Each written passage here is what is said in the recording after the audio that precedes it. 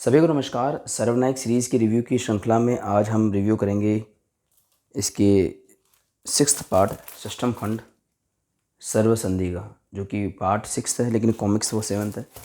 प्रथम कॉमिक्स इसका है युगांधर, जो कि बेस यानी कि आधार खंड है। फिर सर्वयुगम, सर्वदमन, सर्वसंग्राम, सर्वसंहार और सर्वमंथ है। तो ये 5 कॉमिक्स हैं, 1 2 3 4 5, ये 5 खंड है। उससे पहले युगांधर आधार खंड है। तो इस तरीके से ये 6 कॉमिक्स इनका रिव्यू मैं कर चुका हूँ। 7वीं कॉमिक्स या जो छठा पार्ट है सिस्टम खंड सर्वसंधि। तो आइए बात करते हैं सर्वसंधि की। तो ये पेपरबैक है सर्वसंधि का, राज कॉमिक्स बाय मनोज गुप्ता जी की तरफ से, और ये संग्राहक संस्करण है, ये भी राज कॉमिक्स बाय मनोज गुप्ता जी की तरफ से है। कोई डिफरेंस नहीं है दोनों में, सिर्फ ये हार्ड बाउंड कवर है और ये पेपरबैक एडिशन है। और इसके जो प्राइस में काफ़ी डिफरेंस है, 170 इसका प्राइस है सर्वसंधि का, और 325 जो है इसके संग्राहक संस्करण स्पेशल कलेक्टर एडिशन का प्राइस है। यानी कि बीच का जो डिफरेंस है 150 या 155 रुपीज़ का, सिर्फ और सिर्फ इस हार्ड बाउंड कवर की वजह से। कोई नया आर्ट या कुछ भी एक्स्ट्रा नॉवेल्टी कुछ नहीं है, सिर्फ इसमें ये पॉली बैग एक्स्ट्रा है और एक बुक मार्क एक्स्ट्रा है। तो 150 का डिफरेंस है। इवन एक छोटी सी बात थी बीच में, मतलब राज कॉमिक्स में मनीष गुप्ता जी की डाइजेस्ट का मैंने रिव्यू किया था पहले, वो काफ़ी हैवी है। इवन मैंने देखा वो पूरा का पूरा जो मनीष गुप्ता जी वाला सेट है वो क्या बोलते हैं 3 किलो के आसपास होता है, मतलब 290 ऐसा कुछ, 3 किलो के आसपास का कुछ है वो। मतलब इतना भारी, इतना इतना हैवी उसका मटेरियल है, पेपर वगैरह। तो उनके हार्ड बाउंड कैसे होंगे तो देखना पड़ेगा, नेक्स्ट अभी सेट आने वाला है। हालांकि इररिलेवेंट बात है पर एकदम दिमाग में आ गई। तो वो 80 रुपये एक्स्ट्रा ले रहे हैं, जो कि इससे बड़ी साइज की कॉमिक्स है। आप देखते हैं गत्ते की क्वालिटी वो कैसे देते हैं। तो इन्होंने 150 एक्स्ट्रा लिया है, मतलब सर्वनायक में मनोज गुप्ता जी की टीम ने 150। तो उस हिसाब से वो 80 काफ़ी ठीक लगा। देखते हैं कैसा आता है उसका, मैंने ऑर्डर कर रखा। तो बात करते हैं फिर से सर्वसंधि की स्टोरी के बारे में, या जो भी इसकी क्या रही स्टोरी। तो योद्धा और डोगा, इन दोनों का जो है इसमें प्रतियोगिता हो रही है। सर्वनायक प्रतियोगिताओं में एक वर्तमान काल के जो सुपर हीरोज़ हैं या पूर्व काल के जो हमारे युगांधर या सुपर हीरोज़ हैं, उनके आपस में प्रतियोगिता होती है और उनका चयन करते हैं नागराज और भोकाल। नागराज और भोकाल जो कि लीडर हैं। नागराज वर्तमान काल के महानायकों का लीडर है और भोकाल जो है वो पूर्व काल के महानायकों का लीडर है। तो ये इस तरीके से इसमें इनके बीच द्वंद्व हो रहा होता है। यहाँ पर युगम धरित्र्य से ये डायलॉग है युगम का, जो कि संजय गुप्ता जी के कैरेक्टर से प्रभावित है और वो समय के प्रतिपालक है, वही ये प्रतियोगिता आयोजित करवा रहे हैं। इसमें पूर्व सार दे रखा है। चित्रांकन इसमें सुशांत पंडा जी का है और हेमंत कुमार जी का है। जैसे ये सीन शायद हेमंत कुमार जी ने बनाया है। तो इन दोनों का चित्रांकन है। उसके अलावा बीच में आपको अनुपम जी के और अदर आर्टिस्ट के भी कुछ काम देखने को मिलेगा। देखते हैं वो कहाँ पे है। तो स्टोरी शुरू होती है और इसमें सर्वसंधि होगी। सर्वसंधि क्या होती है कि देवताओं और दानवों में, देवताओं के लीडर हैं ये देवराज इंद्र और दानव लीडर हैं असुरराज शंभुक, जो कि हमको निशाचर और कलयुग में देखने को मिला था। एक्चुअली कलयुग में ज़्यादा रोल था इनका, निशाचर में लास्ट में दिखाए गए थे।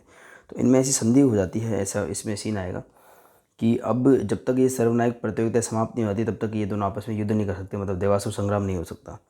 इससे पहले मैं आपको बता दूं कि सर्वमंथन चल रहा था। सर्वमंथन जो था कि भाई महारावण को पराजित करने के लिए जो है समुद्र मंथन किया जा रहा था, जिसमें महात्मा कालदूत नाग की भूमिका निभा रहे हैं और जो पर्वत की भूमिका अडिग असुर जो अडिग वो निभा रहे हैं। इस तरीके से हो रहा है और जो बचे हुए जो सुपर हीरो के फ्रेंड्स हैं और जो विलेंस वगैरह वो इस काम को अंजाम दे रहे हैं। असम के जंगलों में ये देखिए भेड़िया का पुत्र भेड़ाक्ष, जो पहले भेड़ाक्ष एक कॉमिक्स आई थी पर उसमें वो एक मतलब छल था, मतलब वो भेड़िया का पुत्र नहीं था। इसमें देखते कौन है ये। तो ये भेड़ाक्ष है जो बचे हुए, क्योंकि भेड़िया तो यहाँ पे है नहीं।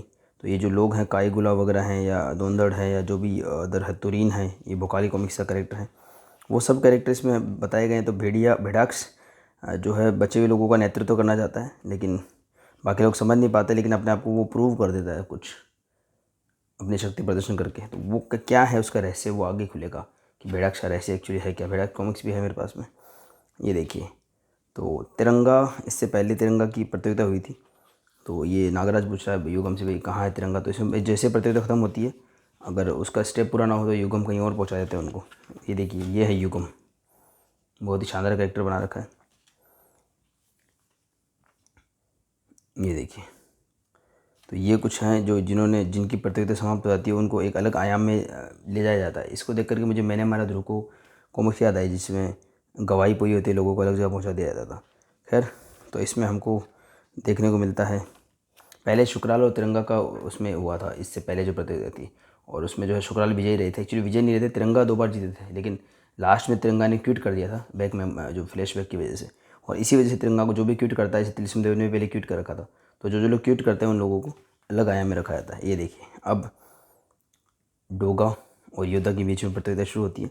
तो इसमें एक प्रतियोगिता कई कॉमिक्स तक चलती है, अभी तक ये 2 कॉमिक्स तक चल रही है और आगे भी जारी है, अभी तक ये प्रतियोगिता खत्म नहीं हुई है। तो काफ़ी लंबी चलने वाली है प्रतियोगिता। सर्व संधि के बाद सर्व क्रांति भी मैं पढ़ चुका हूँ, नेक्स्ट वीडियो में उसका रिव्यू करूँगा।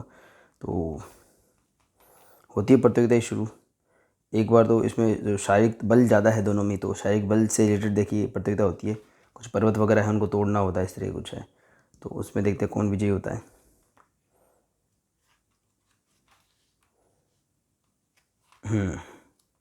एक प्रतियोगिता चरण खत्म होता है।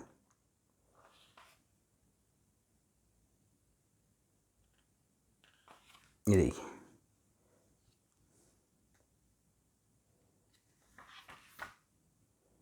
तो खैर इसमें तो योद्धा ही जीतते हैं, क्योंकि योद्धा जो है वो बहुत ज़्यादा शक्तिशाली है और डोगा एक साधारण मानव है। हालांकि इसने वो अपना वो ट्रेनिंग से गुजारा है और एक जो इसका सुपर हीरो का ये जो कार्यकाल रहा है, लेकिन फिर भी इसमें योद्धा विजयी होता है फर्स्ट में।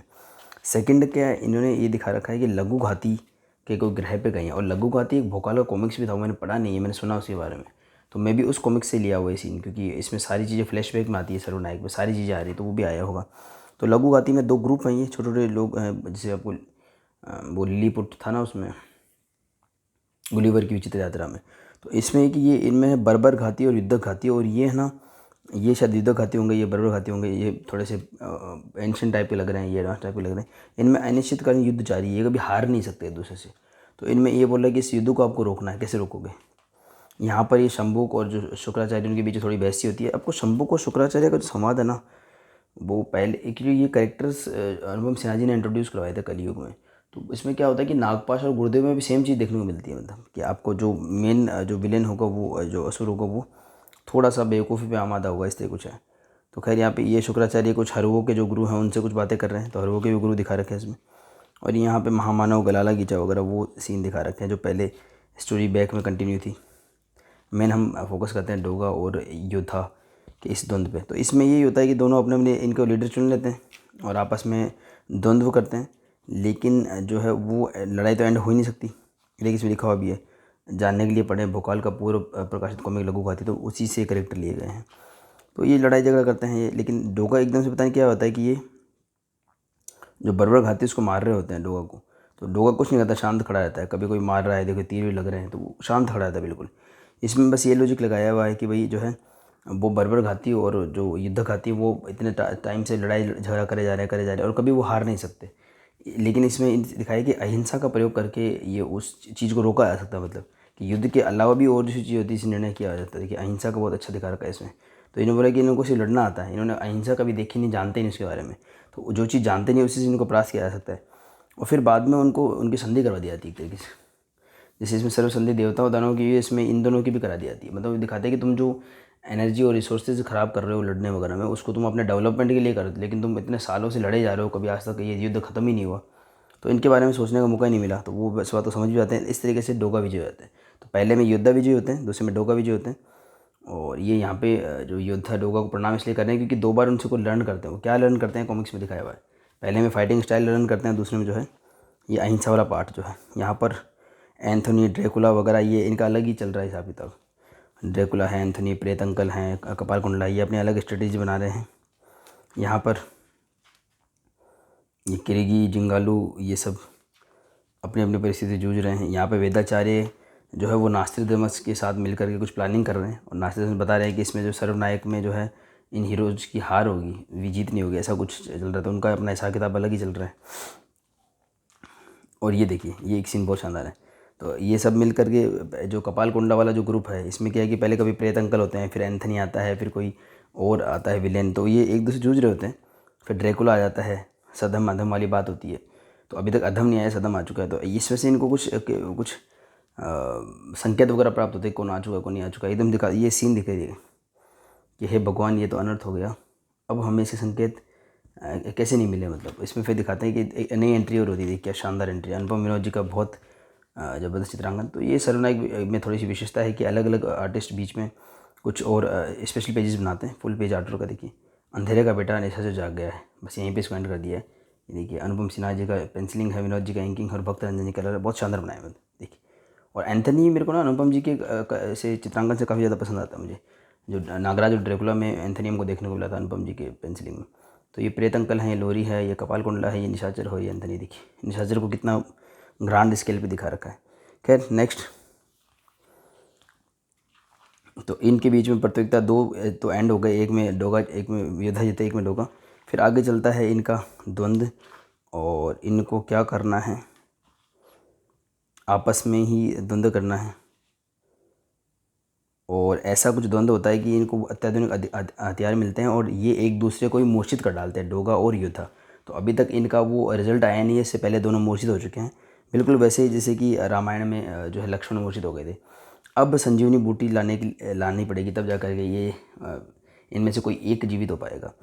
तो फिर से नई प्रतियोगिता शुरू होती है। इसमें भेड़िया और अश्वराज का चयन किया जाता है। भेड़िया और अश्वराज दोनों के दोनों जो है वो आधे पशु आधे मानव हैं। इसके कवर में भी आपको दिखेंगे, नेक्स्ट सर्वक्रांति कवर में है, जो डबल स्प्रेड कवर है। नेक्स्ट इसका जो पार्ट है, तो एक तरफ देखिए भेड़िया है, दूसरी तरफ ये अश्वराज है। तो इन दोनों को चूज़ कर लिया जाता है, मतलब पूर्व काल के महानायकों के द्वारा अश्वराज को और वर्तमान काल के महानायकों के द्वारा भेड़िया को चूज़ कर लिया जाता है इसमें। और वो संजीवनी बूटी लेने जाते हैं। अब जो ला पाएगा वो अपने अपने दल को बचा पाएगा। जैसे कि मान लो अगर भेड़िया जीतते हैं तो वो डोगा को पुनर्जीवित कर पाएंगे, और यदि अश्वराज जीतते हैं तो वो योद्धा को पुनर्जीवित कर पाएंगे। इस तरीके से होगा। तो कौन जीतता है और किस महानायक की जान बचती है, किसको हम खो देते हैं, वो हमको पता लगेगा नेक्स्ट पार्ट सर्व क्रांति में। तो इस रिव्यू को मैं यहीं एंड करता हूँ। पेपर क्वालिटी है, कवर क्वालिटी है, इसका मैं सारा कुछ अनबॉक्सिंग में पहले बता चुका हूँ, फिर रिपीट कर देता हूँ। देखिए अंदर का जो ये जो पेपर हैं, जो कवर हैं, वो सारी पूरी सर्वनायक सीरीज जो मनोज गुप्ता जी ने रिप्रिंट करी है, 12 के 12 पार्ट जो अभी आए हैं, सेट 1, सेट 2 एंड सेट 3 में।